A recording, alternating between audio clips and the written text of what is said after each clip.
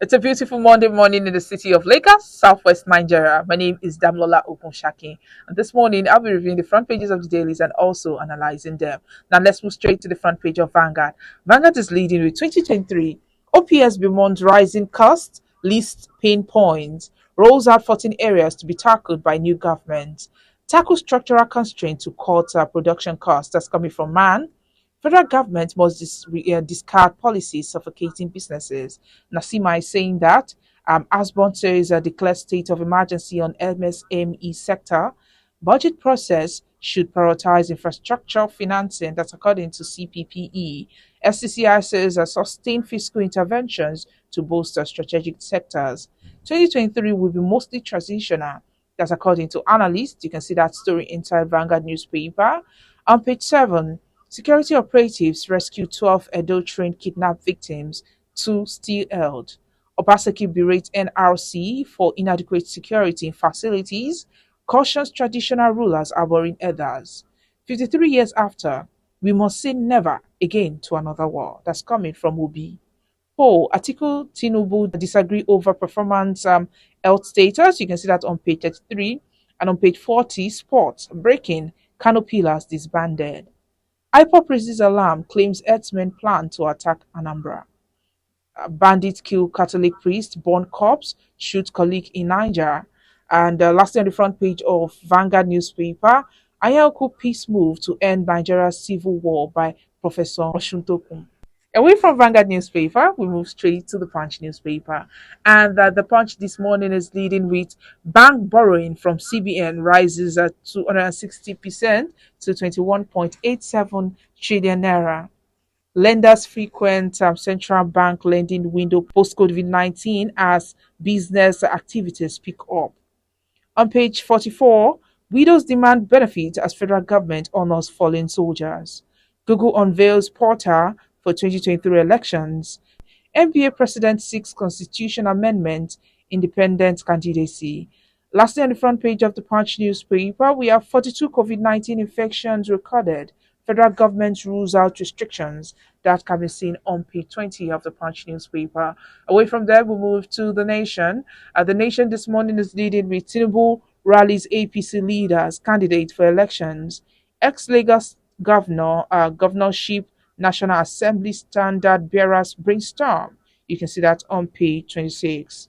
NDLEA busts another tramadol cartel, seizes over 5 billion naira opioids in warehouse. You can see that on page 28.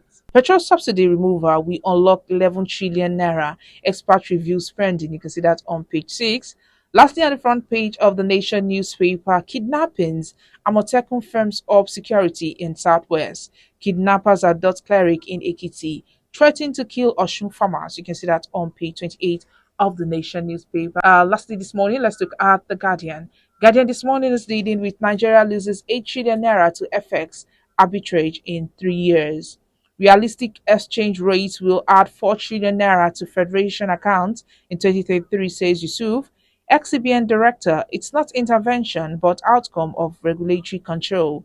FX inflow dwindle as dollar demand pressure continues. You can see that on page 6. Obaseki visits 12 rescued kidnap victims, ill security officers. Stories above. Bakare calls for new breed of leaders. Group expresses concern over Kano's worsening health. You can see that on page 29. Lastly, on the Guardian, trim 228.1 billion naira National Assembly budget or face suit. Serap threatens Lawan and Gajabia Mila. And that's all we have on the front pages of the dailies this morning. Join us after the break for the analysis.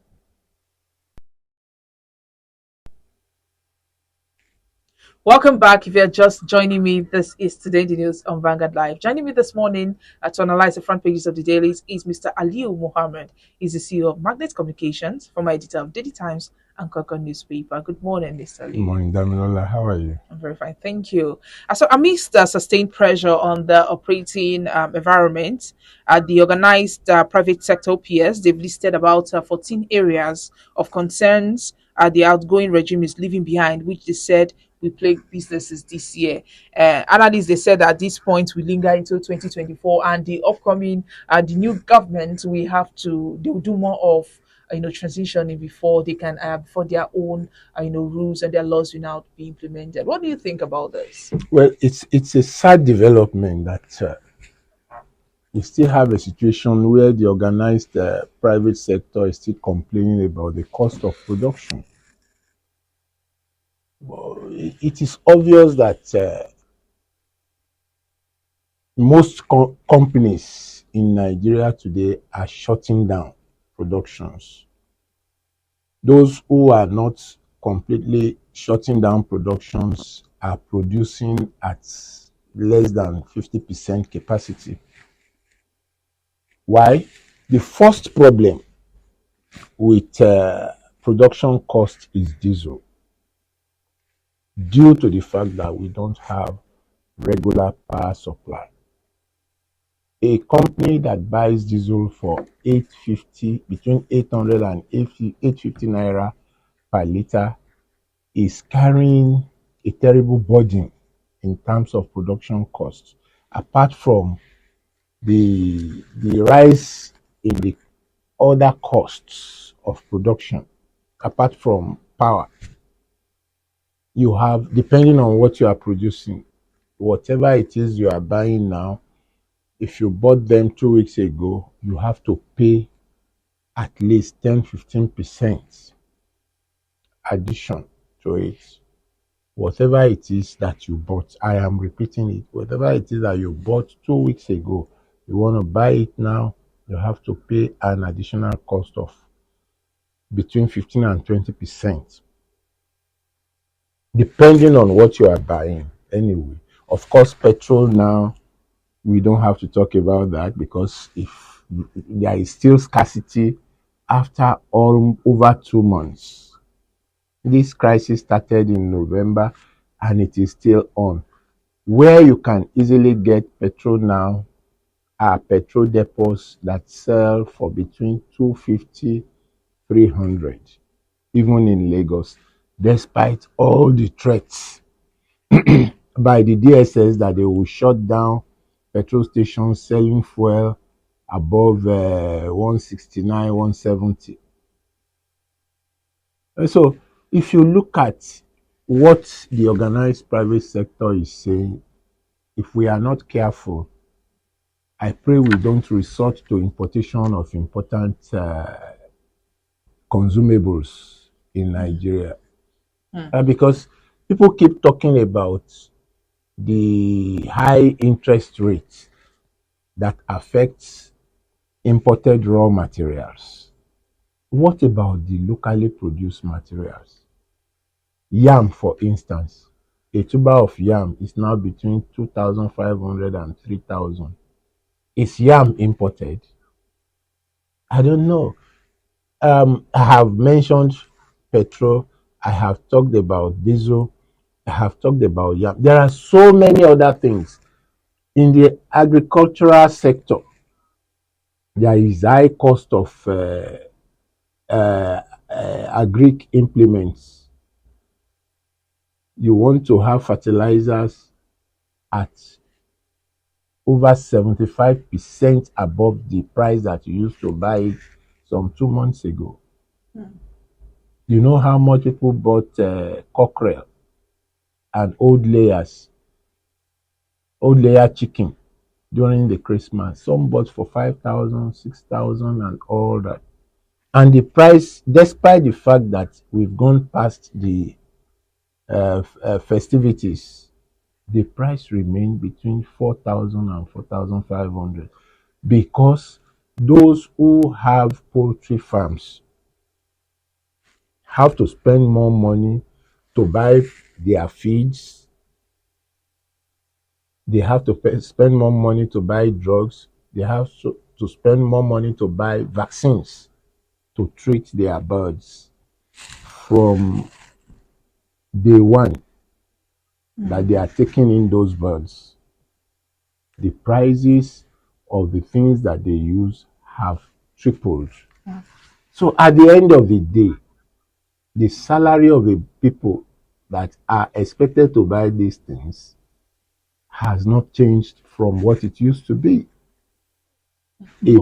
But The Dangote refineries, I said, is said to be ready very soon.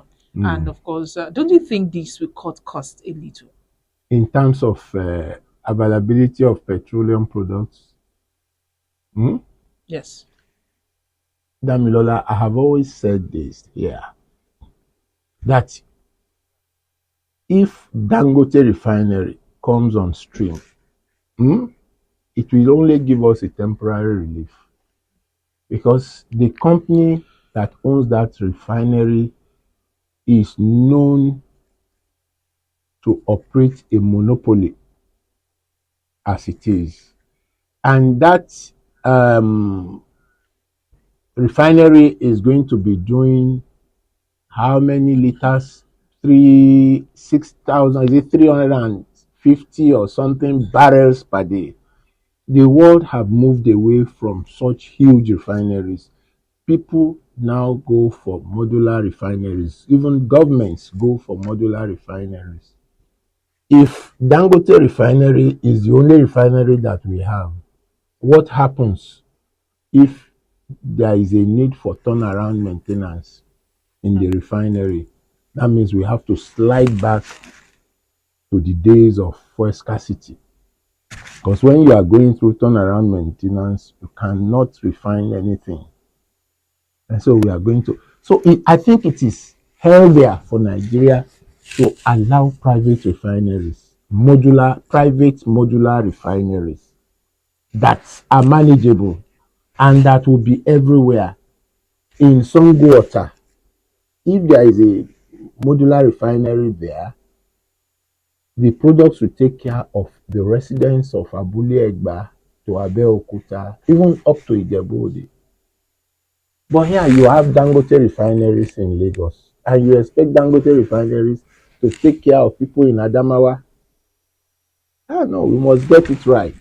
I want to commend Dangote. I want to commend the government for encouraging the establishment of Dangote refinery, but it's not going to solve any problem. All right, let's move away from that. But we're still talking about OPS. Now they Mm, lamented that the challenges which they had brought to these current government attention from inception 8 years ago, that mm. they were unattended to, and in some cases they got worse.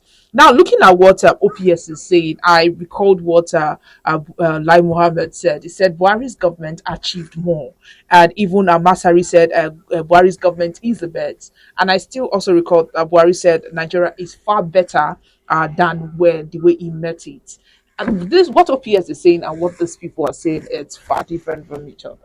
I don't want to comment on what Masari, um, Alhaji Lai Mohammed, my big brother and friend, and others are saying about the government. They are part of the government. They must blow their own trumpet. But the truth of the matter is that some years ago, the organized private sector came out with a position paper on the need to improve power supply in the country. If we are able to do that, the problem is more than 50% resolved. You understand what I'm saying? The problem of power supply is key, especially now. 850 naira per liter of diesel. And we have some companies that don't run on electricity from the national grid because of the equipment that they power. They need a generator with the capacity of up to 100 kVA for their production. That is when they are ready to produce whatever they are producing. And so if they put all those engines on the national grid and there is a sudden power cut, it affects not only the engine but the production process. So to have a smooth production process, they don't come on the national grid. They use their generators at 850 naira per liter. You can imagine the additional cost burden on those companies in the absence of improved power supply. I want to tell you that whatever it is that the Buhari, I want to commend the Buhari administration for having the courage to say that they've done this, they've done that, but people don't seem to want to appreciate their effort because of the problems that we are having. There is a problem of insecurity. There is a problem of food shortage. There is a problem of petrol scarcity. Look at a reverend father was killed yesterday. He was not only killed, his remains were burnt in his house. If you are, God forbid, no family member of that reverend father will want to listen to any achievement of this government because they have seen the bad side of insecurity. You cannot go to any member of the family of that slain reverend father and tell him that Buhari has done anything good. He won't listen to you. To all those people, Buhari's government is bad. Yes, you can talk about second Niger bridge, Lagos Ibadan expressway, and so many other things that Buhari's government has successfully executed. But the few problems, the few challenges in the area of security and safety of lives seem to have eroded whatever good that this government has done. I really feel sorry for Baba Buhari. You see, the truth of the matter is that the greatest achievement of any government is the safety of lives and property. Yes. Once that is absent, whatever achievement you are touting will not be accepted by the people. The way people are not accepting the achievements of this government. So whatever it is, I believe that a government will be in place this year by the grace of God. That government must prioritize the safety of lives and property. Without Secondly, sorry about that. Secondly, we must put in place a strategy to improve our power supply. It's very key. What are the other reforms that these governments must take to improve growth and and also investment in 2020? I don't want to say I don't want to say much about my expectation from this government because this government is outgoing and it seems to have relaxed in so many areas. We've had fuel scarcity for about 3 months now, and I think the scarcity in quote, I want to be sarcastic here, is now seen as part of the administration's achievements. Punishing the people, you have to queue endlessly at filling station. This morning when I was coming, I had to buy fuel at 250 naira because I don't want to stay in the queue for long. A no busy man will want to go and spend 2 to 3 hours. Unfortunately, nobody in government has been able to come out to tell us exactly why we are having problem with fuel supplies. It is annoying. And we have people in government. We have people in NNPC. We have a minister of petroleum resources being supervised by the president of the Federal Republic of Nigeria. And nobody has been able to tell us precisely the cause of the fuel scarcity that the nation has been going through since November. It is embarrassing. Personally, I feel embarrassed, not to talk of the government feeling embarrassed. All right, still talking about 2023. Military pledges defense for democracy. What do you think about this democracy? Well, I think this pledge is coming against a lot of rumors about the possibility of a coup plot and all that. But like I said, it remains nothing but rumors.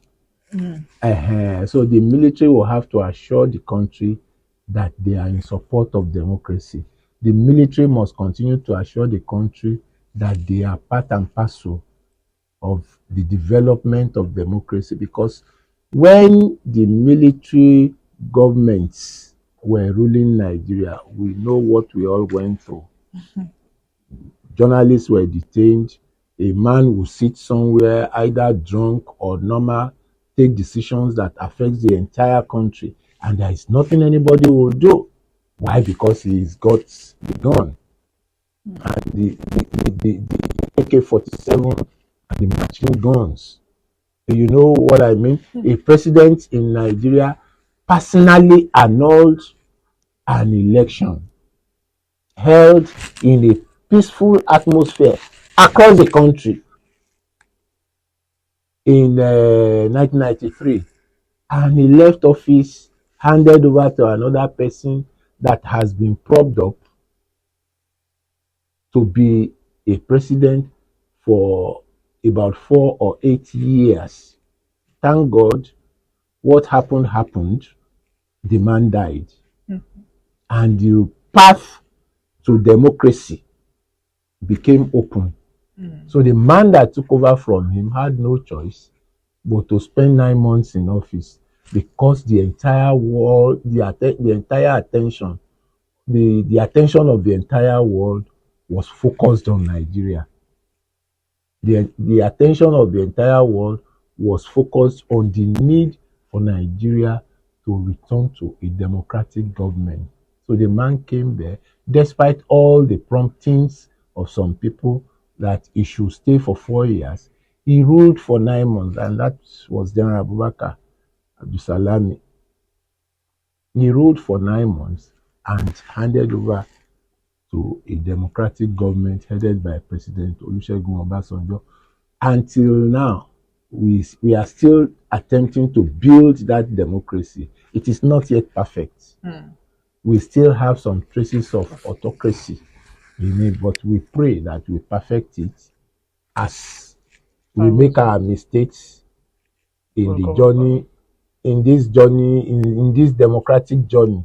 We'll continue to make mistakes and correct ourselves. So we don't need any soldier now to take over power. All right, security operatives, they rescued the 12 Edo train kidnapped victims, and two are still held. But what do you think about the Edo state, kidnap?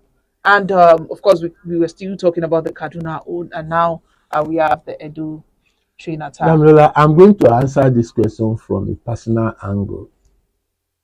About 3 months ago, I wanted to go to Ibadan, and I told my wife that I wanted to go by train. Initially, she kept quiet, and she said, "Look, have they perfected security in these trains?" And so I had to change my mind, despite my fears over the construction going on the Lagos Ibadan Expressway, that prompted me to want to go and take a train to Ibadan. The truth of the matter is that what happened in along Abuja Kaduna Road is supposed to have taught the management of the what do they call railway, Nigerian Railway Corporation, some lessons that they should perfect security arrangements in all other routes. They probably assume that what happened in Kaduna or Abuja Kaduna Expressway cannot happen in any other part of the country. That was a very wrong assumption. I thought that with what happened in Kaduna, they should perfect security arrangements in other parts of the country. They probably assume that, well, those who ride the train in those states are locals, Ekpoma, Ewu, and within Esan, Ishan speaking areas of Edo State. They probably assume that they are not important and there is no need for a big security arrangement. But the truth of the matter is that every life is important. It was negligence, a great negligence on the part of Nigerian Airways not to have made any security arrangement for the trains plying Edo routes, thinking that what happened in Kaduna could only have happened there. It could happen anywhere. There are bandits everywhere. However, I want to commend the armed forces. When I say the armed forces, Nigerian army, police, they call this combined team of army, air force, and navy, OP Mesa. They are on the Lagos Ibadan Expressway regularly now. They are not only staying at a spot, they move around. And I'm sure that before embarking on that patrol, regular patrol of Lagos, they must have dislodged a lot of bandits from that route. I also saw Amotekun during one of my trips. Security on the Lagos Ibadan Expressway has improved greatly. And I expect that it should be extended to the train services all over the country, not only the Abuja Kaduna route. What happened on the Abuja Kaduna train route is supposed to serve as an eye opener to the Nigerian railway authorities to improve security in everywhere that they have their coaches in Nigeria. But to our surprise, they went there, arrested 32 people. They were calling for payment of 30 million.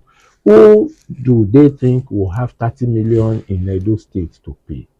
Is it sensible to be demanding 30 million for peasants, farmers, civil servants who live in Edo State? You can't find an average millionaire in Edo State riding on trains. You can't. It is the peasants who can't afford transportation but find the fares to move from one place to another by train more affordable that you will see in Edo State. And the bandits themselves, they don't have sense. You could see the quality of people you kidnapped, and you're asking them to bring 30 million. I think whatever it is that they take is in control of their thinking. So I am more concerned about the need to ensure security in all the train stations across the country, not only in Abuja or in Ibadan. No. With this now, I have decided not to go to any part of the country by train again. When it started, I enjoyed the ride, first class. I was served food, I was served drinks, and I said no. Anytime I'm going to Ibadan, but now I have stopped, knowing the terrible risk involved. All right, our time is fast spent, but let's quickly talk about this one. So Emefiele to be let in without arrest and is expected to resign. They're saying he's going to be allowed into the country, and of course they're expecting him to go and resign immediately. What do you think about it? I mean, the governor of I've read so much about Emefiele that I don't even know which one is the truth. They said he was involved in some bank scam. If Emefiele, the first thing that I read about him was that the court rejected an attempt to arrest him. Arrest him for what? For God's sake, we have a government in place. Emefiele is part of this government. If he has committed an offense, the best thing for the government to do is to ask him to resign. Then hand him over to the appropriate authorities for investigation. But nothing like this has happened. If Emefiele has stolen money from the central bank and he still remains the governor of central bank, can anybody get to the root of that matter? It's not possible. So all these are the questions begging for explanation from this government. What has Emefiele done? I want to know. Nigerians want to know. Recently, we saw him with President Buhari launching the new currencies. For whatever reasons, they said the new currencies will start circulating yesterday. I still collected old notes Okay. from a bank this morning. What kind of a country are we running? A government that will say yes and the entire result will be no. I don't know if they want to extend the period for which we have to return old currencies to the CBN.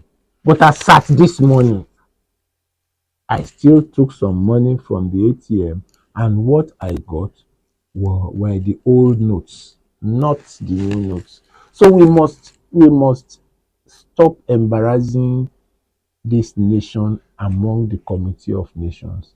If a government stands up to say new currency will start circulating from on the 15th, it should start Start circulating. circulating from that date. Can we now say that this government is telling lies? I don't know. If you say so, some people will see you as an enemy of the government. But the truth of the matter is that the government itself is not truthful with itself, not to talk of being truthful with the people. I have not cited the new notes, apart from the ones that I saw being sold at parties. I have seen the new notes being sold at incredible prices at parties, Parties. and some people were buying. And I wondered what they wanted to do with it. Because at the end of the day, we are all still going to spend the new notes. So why the hurry? All right, let's just end this morning with Mr. and Mrs. And the first person speaking is Mrs. She says, "I may be your wife, but don't think you can intimidate me. Though I'm slim and thin, you will be shocked at what I'm capable of." No, don't underestimate the power of a woman. And Mr. replied, I know. That's why we don't take the size of mosquitoes for granted."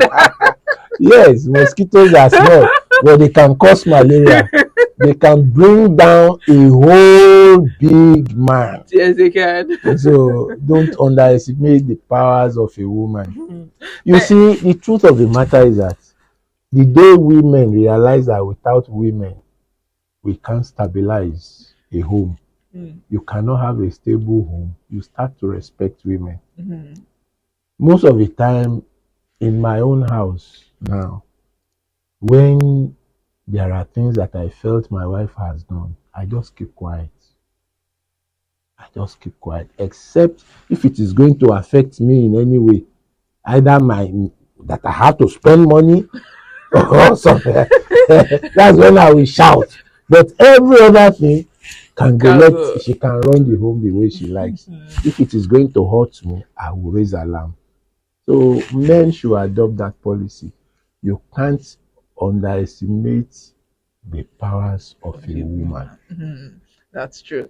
Thank you very much, Mr. Lee, for joining us Thank you. this morning. It's Most now the welcome. CEO of Bandits Communications, former editor of Daily Times and Concord Newspaper. He just reviewed and analyzed some of the stories on the front pages with us this morning.